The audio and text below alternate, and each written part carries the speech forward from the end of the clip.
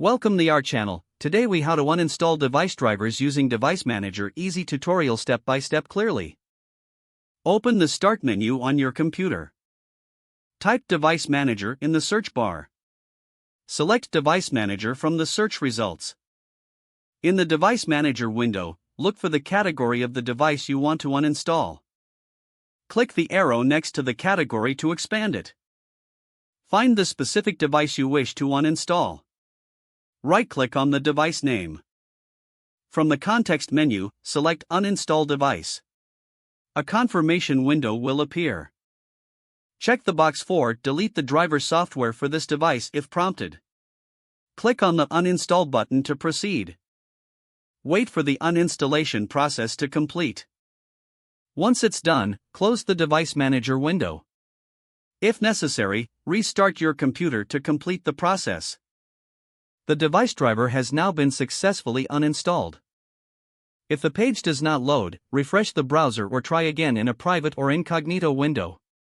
Make sure you are using the correct email address, then retype it carefully to avoid small typos. If your password is not accepted, use the reset option and create a new strong password you can remember. Check your spam folder for verification or security emails, then complete any requested confirmation steps.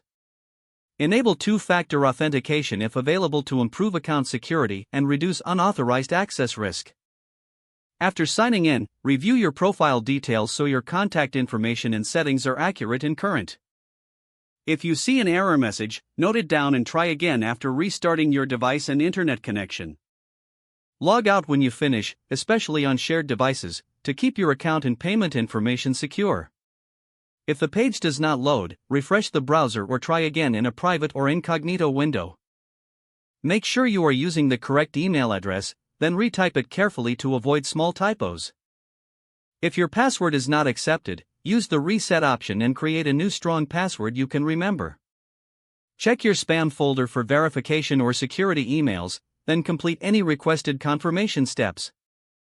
Enable two-factor authentication if available to improve account security and reduce unauthorized access risk.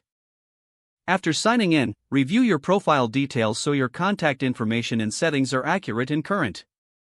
Don't forget to like this video and subscribe to our channel for more step-by-step tech guides.